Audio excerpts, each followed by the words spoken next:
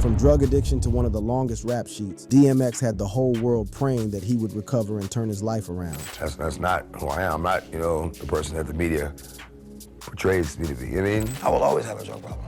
Just because you stop getting high doesn't mean that you don't have the problem. Well, one thing was certain. His life was full of drama, which kept rap fans worldwide on the edge of their seats. And although he fell into bad habits, he seemed to have the ending that everyone hoped the legend would have. Still, many wonder what happened to the once great rapper and actor. How did he fall off? Well, let's find out. Industry battles.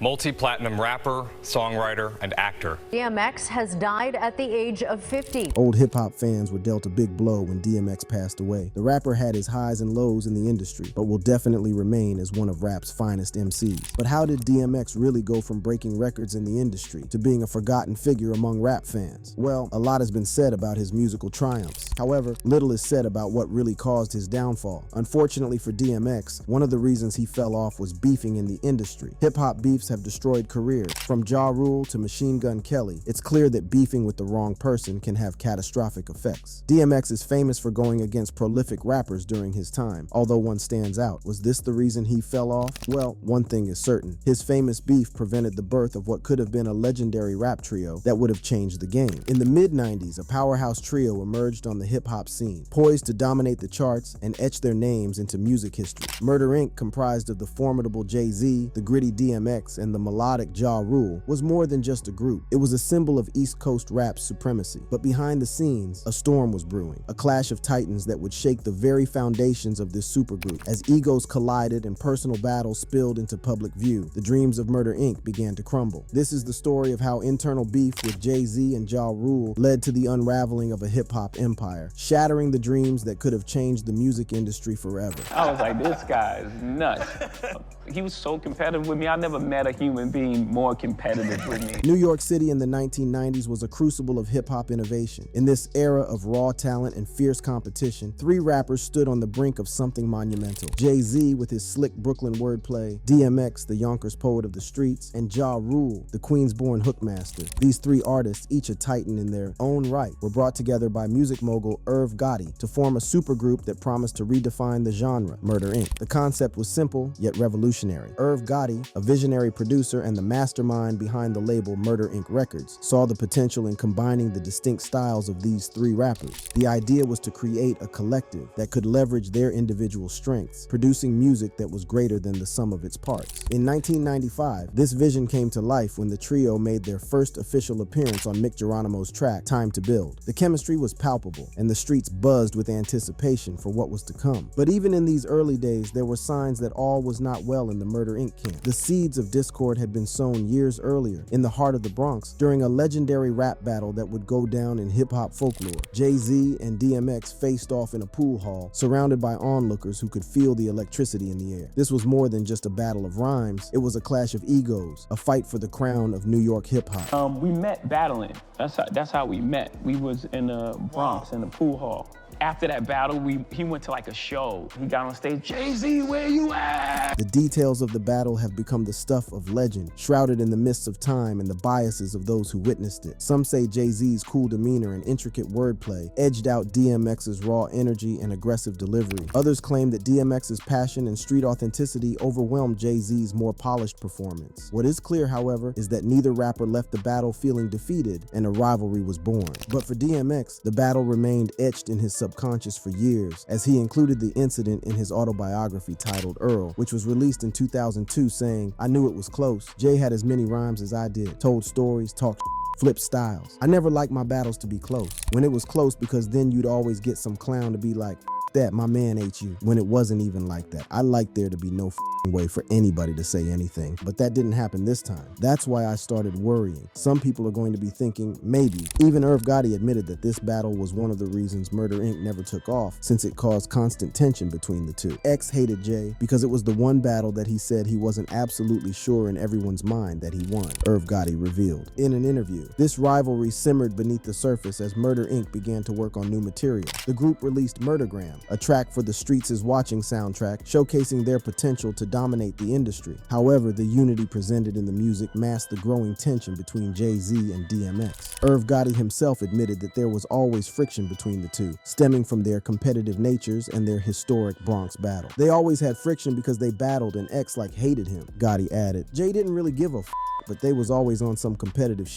That's just the truth. Jay-Z was on a trajectory that would see him become one of the most successful rappers and businessmen in the world. He was strategic, calculating, and always several moves ahead. DMX, on the other hand, was the embodiment of street credibility. His music was raw, unfiltered, and spoke to the pain and struggle of life in the urban jungle. Their approaches to music were as different as their personalities, and it wasn't long before cracks began to show. Gotti recalled that Jay-Z felt DMX's music was too depressing and wouldn't have mainstream appeal. This sentiment only fueled DMX's fire, as he saw it as a challenge to his artistic integrity. The tension was not just about music, it was personal. Each artist wanted to be the king of New York, and neither was willing to play second fiddle, even within their own group. Decades later, those close to the two rappers exposed what really happened between them and why Murder Inc. never realized its true potential. Why do you think it didn't work between X and Hov, Siobhan?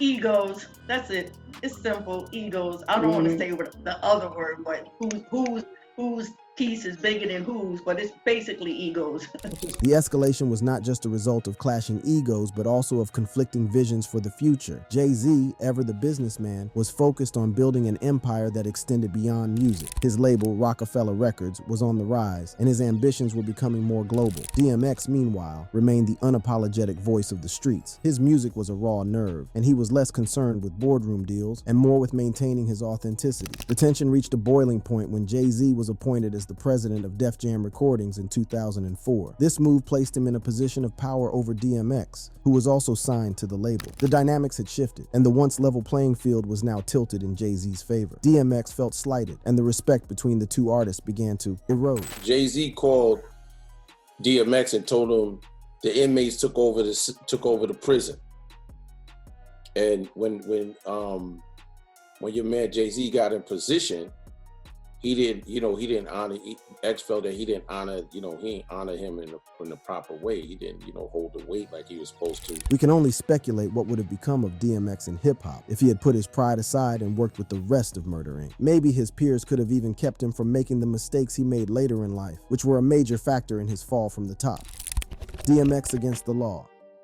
Rapper DMX has been arrested in the upstate again. DMX is back to wearing pink and stripes again behind the walls of the county jail. Earl Simmons, known to the world as DMX, emerged from the gritty streets of Yonkers, New York with a growl in his voice and a storm brewing in his life. Before the fame, the platinum records, and the public adoration, young Earl faced a childhood marred by abuse and hardship. It was these early years that set the stage for a pattern of legal skirmishes that would follow him into adulthood. The year was 1986, when DMX first felt the cold grip of handcuffs. At just 16, he was charged with theft for stealing a dog from a junkyard, a desperate act that landed him in a juvenile correctional facility. It was here, behind bars, that DMX's love for music became his solace, his escape from the harsh reality of incarceration. But the escape was not just metaphorical. A few weeks into his sentence, DMX made a literal dash for freedom, only to be persuaded by his mother to return and face the consequences. This cycle of incarceration and fleeting freedom continued when, 2 years later, DMX found himself imprisoned once more, this time for carjacking. It was during this stint that he extorted a fellow inmate, an act that saw him transferred to a higher security facility. Released in the summer of 1988, DMX stepped back into society, but the shadow of his past loomed large.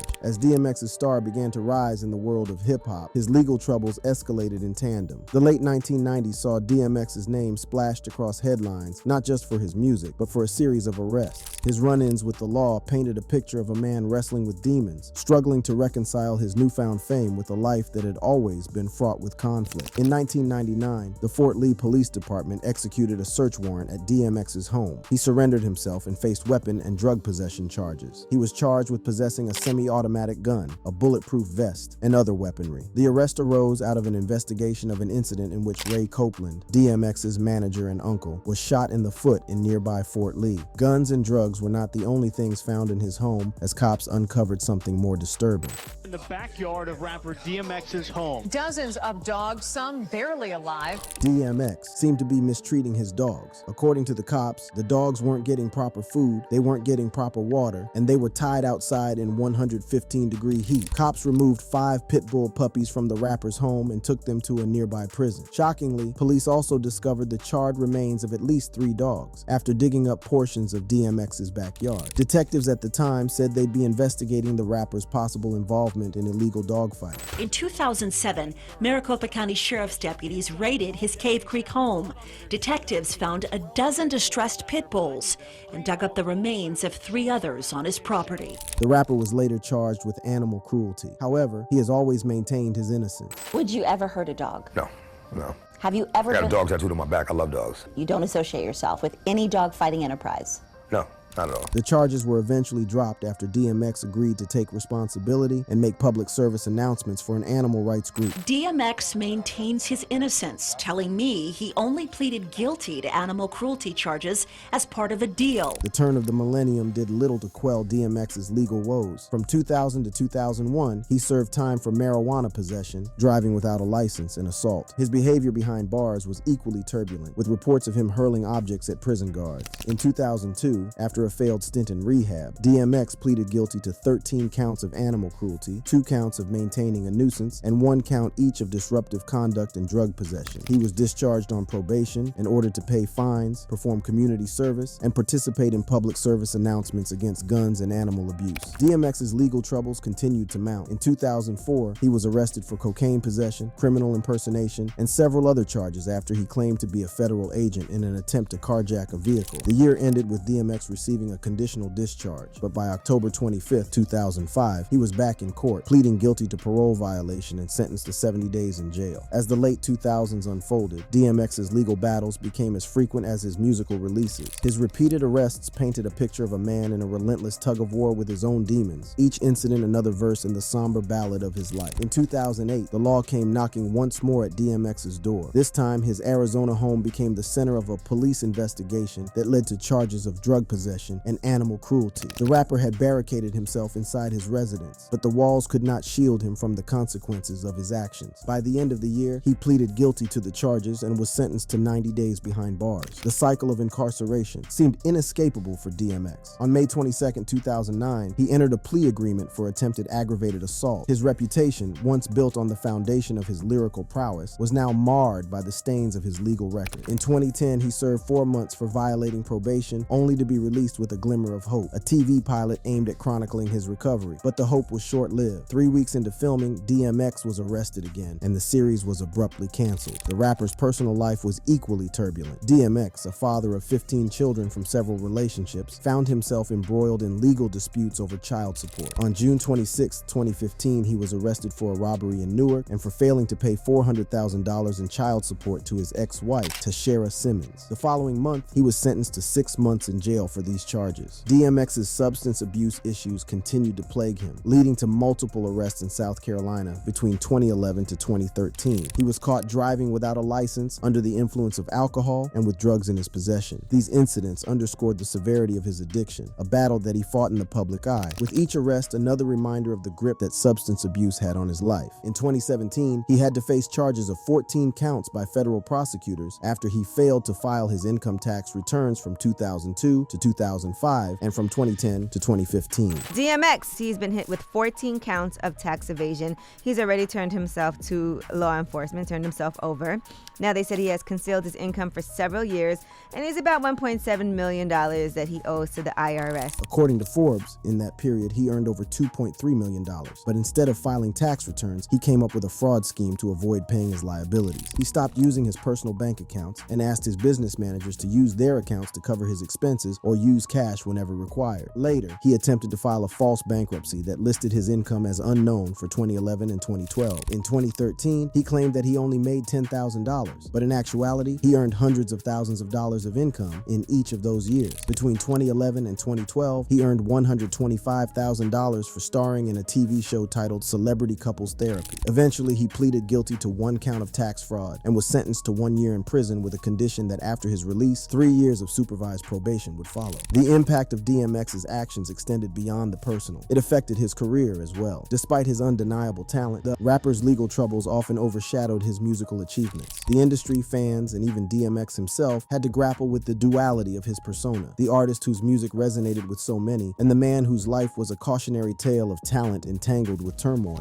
But apart from his troubles with the law, something even more sinister was eating away at his life and career: drug addiction. DMX battles addiction.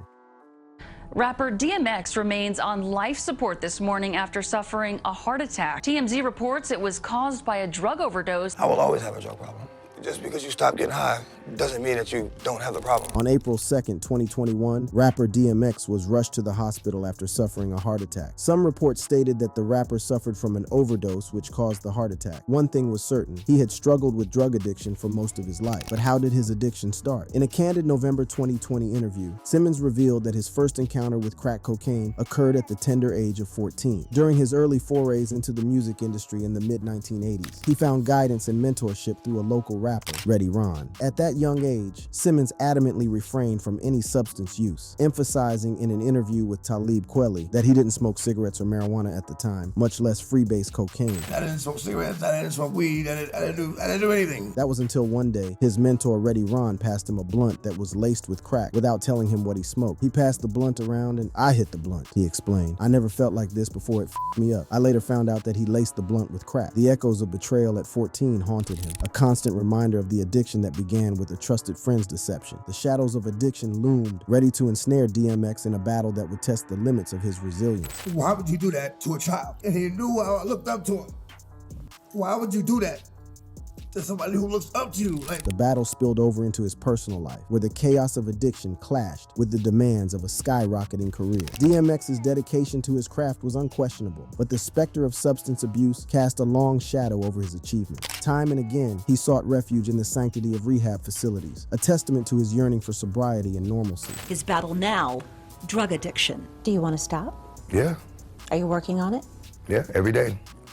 Every day. Despite his efforts, DMX always found it hard to quit, and this almost took his life back in 2016 when he reportedly suffered an overdose in a hotel parking lot in Yonkers. First responders helped bring rapper DMX back to life after he was found lifeless in a hotel parking lot in Westchester County. He was not breathing and did not have a pulse when first responders arrived at a Yonkers Ramada Inn parking lot. Emergency crews did chest compressions and gave him oxygen and the drug Narcan, an opioid reversal drug, after a witness claimed that DMX was having a drug overdose. He responded quickly to Narcan and became semi-conscious. Interestingly, his family denied the reports that the rapper had a drug overdose and claimed that he had experienced an asthma attack. He told me he is happy to be alive. He said it was an asthma attack. He has a long history of asthma. He had a cold for a week. Then, you know, he was on the floor and in the hospital, the rapper's relatives told the press. To his credit, the rapper tried to get help numerous times. In fact, in 2002, 2017, and 2019, he canceled shows to check into rehab. However, he just couldn't get off the crack. In 2021, the worst happened. On April 2nd, 2021, at approximately 11 p.m., DMX was rushed to White Plains Hospital, where he was reported to be in critical condition following a heart attack at his home, possibly resulting from a drug overdose. The next day, his attorney Murray Richmond confirmed that the rapper was on life support. That same night, DMX suffered cerebral hypoxia as paramedics attempted to resuscitate him for 30 minutes. The rapper's former manager, Nakia Walker, said he was in a vegetative state with lung and brain failure and no current brain activity. His manager, SRC, and Loud Records founder Steve Rifkin stated that the rapper was comatose and that he was set to undergo tests to determine his brain's functionality. On the morning of April 9th, 2021, Simmons lost functionality in multiple essential organs, reportedly his liver, kidneys, and lungs, and was pronounced dead shortly after, at age 50. It was revealed on July 8th by the Westchester County Medical Examiner's Office that DMX's official cause of death was a cocaine-induced heart attack. From beefing with hip-hop heavyweights to drug addictions, DMX's life was a roller coaster. However, he will still be remembered as one of hip-hop's greatest MCs. If you enjoyed this video, click on the boxes playing on your screen to watch similar content.